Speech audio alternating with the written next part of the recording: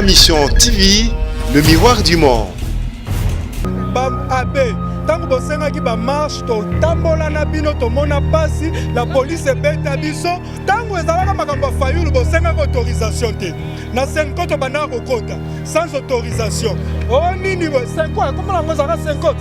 To bana ki kokota sans autorisation. Et comme le président ya kotala bino, bolobi ba caméra kangama po to mona te makambo o bozolinga nini, boyebisa président bosuki.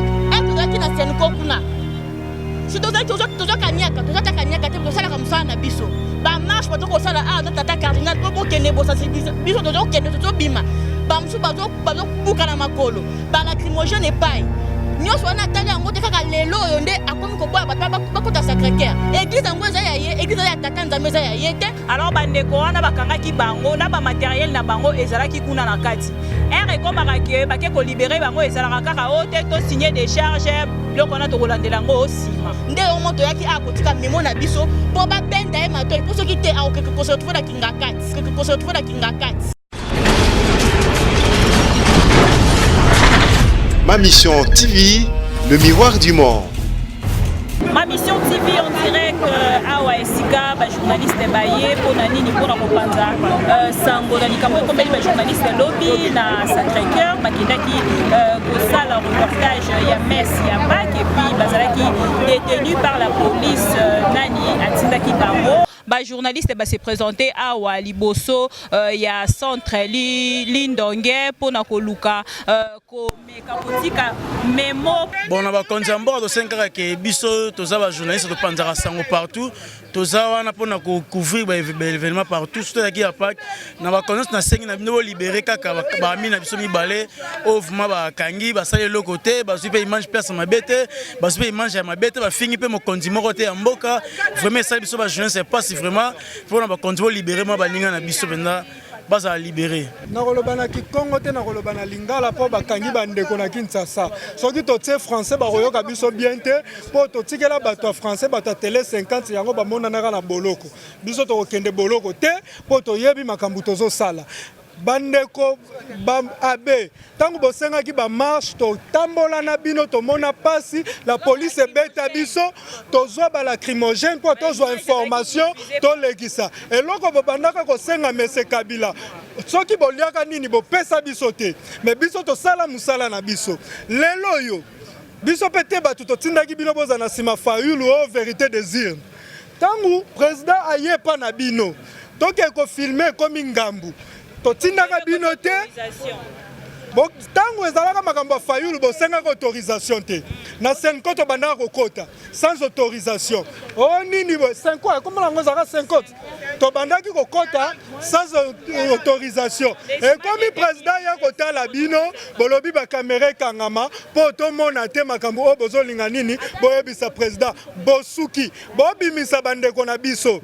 sino te journaliste lisu na ye likolo na bino na complicité bosali na ba policier kopesa mitindo policier azokanga mutu sa koyeba droit ya mutu policier okangi mutu likolo nyonga mbongo mamo livre apesa batu kala na bango pe batu bakenda kozwa mbongo epa na ye yango toyebisi bato ya katoliko toyebisi tata cardinal Zola biso papa Crispin Mbala ndenge tomonaka na armée batelemisi mutu bazolongole ba grade longole sutani po asengeli kozanga atinde na kisensu na kisensu kuna pe akokangisa bato kisensu yango tosengi tinda ye na kingakati bino bolo bana mpasa na kingakati akutana kaka ye na Kabila kaka ye na Kabila asalelaka Kabila mes parce que c'était kabiliste abonje makofi azolinga tembo ko etambola malamu bandeko na biso babima sans costume au condition nini a filmer eloko ya po eloko mabeza la kate na presse oyo nyonso bosala ki soki muta filmango c'est que ça vérité toza wana pona kopesa ba citoyen vérité donc eloko mabe na caméra za te na ba matériel na bango ebima sino te bokomona biso na nzela na bino. tokendaka mosala tokendaka beaucoup plus na matériel et puis protégeara plus matériel parce que matériel yango ne epanzaka sango oyo bato nyonso balandaka biso de partout. Alors bandeko wana bakangaki bango na matériel na bango ezalaki kuna na kati ekomaka ke bake kolibere bango ezalaka kaka oyo te tosigner décharge biloko wana tokolandela yango osima tosengi boye bakonzi tango bakolibere bango tomona na matériel na bango nyonso ezala libéré parce que soki babimi libanda tokomarche mpe mpona matériel na bango oyo ekotikala kuna na kati. Merci beaucoup. Biso bapandi sango tolobi boye tosengi solo na curé Crispin Mbala atika solo bandeko na biso bayaki mpona kosala mosala na bango bakotaki bango na mondelo ya nzela na ye te solo likolo ya mosala na bango nde botie bango na boloko likambo oyo ewuti na conflit ya kalakala mbongo mamoli bapesaka na bango 600 000 francs bajournaliste mibale pesaka protocole te bapesaka bana moko batelemaka epai wana te na porte nde rankine wana epai ewuta yango sali te mokolo malobi loleki bakanga bango tosengi solo mpenza bobimisa bango na lombango pamba te soki esalemi bongo te ekozala mabe makasi matondi mingi.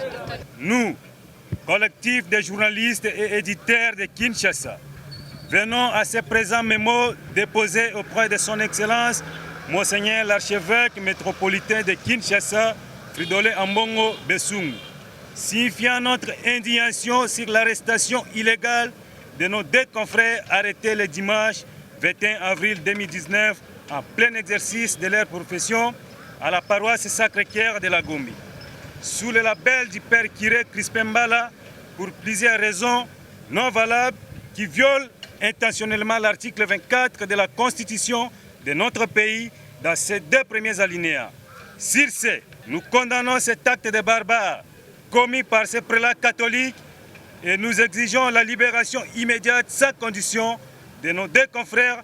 Nous citons Jean-Robert Kossi de l'Info Chrétienne, Télévision et Joël Hassani du journal Kinefo. Ce qui est commis lelo awa eza parce que acte oyo c'est pas ça qui lobby na Sacré-Cœur à travers nani curé responsable ya Sacré-Cœur contre ba collègue na biso ba journaliste mibale bakangamaki et indigné biso makasi. C'est la vraie raison pour laquelle toye a to déposer mémo moko peut to ça la déclaration to déclarer to senga libération na bango immédiate pour permettre que bango bazwa liberté. Parce que libération tout ça à sa condition. Constitution elle permettre biso que journalistes na population bazana droit à information sans complications. Alors le frère se sont retrouvés là-bas, lobby à plein de services, bah arrêté bango pour la raison oyo eza diverses et puis eza valable té. Yangwana lelo déclaration oyo est concerné que ba autorité, il y a église catholique ba libérer ba confrère na biso sans condition et sans problème. C'est ce que nous voulons tout simplement ici. Nana koloba boyna père curé Crispin Mbala eloko oyo asali azali mobateli mpate ya solo te. Pour mobateli mpate ya solo koko solo ko ya sali wana te. Mutaye pe messe ezalaki eyenga ya Pâques eza actualité na monde entier. Ba filmer kana Sacré-Cœur ba filmer na église nyonso catholique eza la kati ya Kinshasa awa. Pona nini yake kokangisa bandeko na biso? Akokangisa mona likamu nini? RT ntazalaki wana. Kil 24 azalaki wana bakangisa bango te pona nini? Kaka ba mususu. Eza la sens te. Tozalaki na Senko kuna. Si toza kanyaka te tozala comme ça na biso. Ba marche bato ko sala tata cardinal to bokende bo sensibiliser biso tozo kende tozo bima. Ba musu bazo buka na makolo. Ba lacrymogène epai. Nyonso wana tali yango te kaka lelo oyo nde akomi koboya bato bakota Sacré-Cœur. Église yango eza ya ye, église ya tata nzambe eza ya ye te, église ya mutu nyonso. Mutu nyonso kokota église catholique librement. Wana komaka musu biso to sengi na ye a libérer bandeko na biso. A libérer bandeko na biso. To boy problème a libérer bandeko na biso. Nde o moto yaki a kotika memo na biso po ba benda e mato po soki te a okeke ko se retrouver na kingakati. Bakangaki bango bandeko samusa na bango. Ba violer loi te. C'est l'article 24 de la Constitution alinéa 2. Et le bien était nous sommes libres à cause de l'information. Parce que tout le monde après pasteur na mon dit mais comme une sang on a mon dit. Nandenge nini. Moi na mboka Kiré Crispin Mbala azoko traiter bango baza ba miyibi. Ceux qui monto a moyibi ba ceux qui monto aza moyibi basara ni bate ya kavo kenene na nous na kasho. Ce qui est qui c'était Kiré, ceux qui moteur au ça tout bela ko fondé dans l'état. Pour tout bela tout ça ko ya na bomi moto. Yo sera ko fondé dans l'état. Kiré a commis ça moi mboka monseigneur Fedola Mbongo torobe biso benda Kiré à Sacré-Cœur Matoyi.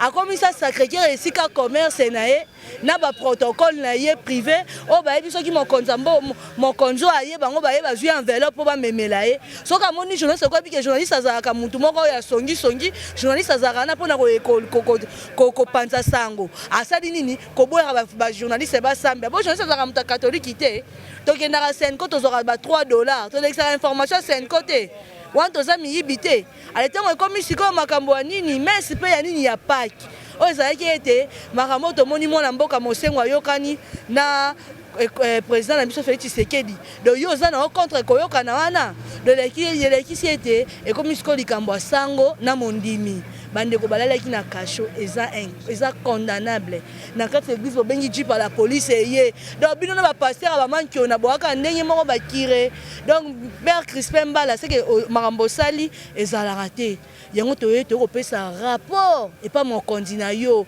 abendo matoyi esika ozolinga kocha musapi te po bakoki kolongola mpe sutani ya pembe okomolata elamba simple lokola ngai donc kolinga te tikala sango ndenge ozali lobi ozalaki na paki te lelo lundi paki donc ezalaki sike boza na esengo donc bimisela biso bandeko na biso lokwa yo moto okangisaki bango kende kobimisa bango okangi bango lokwa Yesu ndenge Yesu bakangala bamiyibi ayesi bango kokota lola sikoyo yo sikoyo boyi moyibi ya journaliste akota lola et pourtant ekosala mosala na ye yo okomisa secrétaire commerce na yo bakonzi bayaka na secrétaire mpo yo oliaka ne kanyaka bapesaka yo carburant est-ce que bapesaka no carburant na église catholique te boliaka kitoko boliaka pomme de terre boliaka shawarma boliaka hamburger sikoyo journaliste alia te mpo na nini dolekisi ke bino boza contre biso père Crispin Mbala oza contre biso moninga na biso mpe mopanzi sango mpe azali abe Jean-Marie Konde akosepela na makambo wana te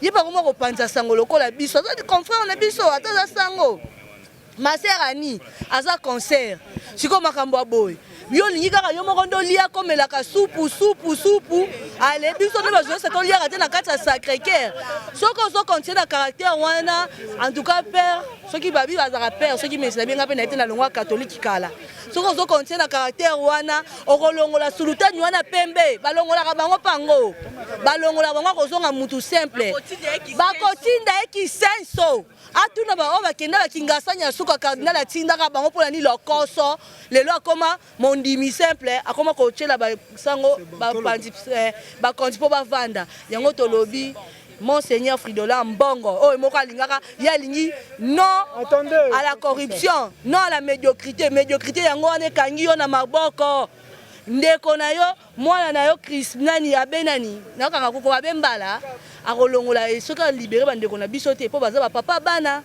soki olibere bango te oprive bango ndepe okiso mpe toke mpe na leta mpe oki mpe kodédommage bango mpo okangi bango en tout cas vraiment merci beaucoup. Ma Mission TV, le miroir du monde.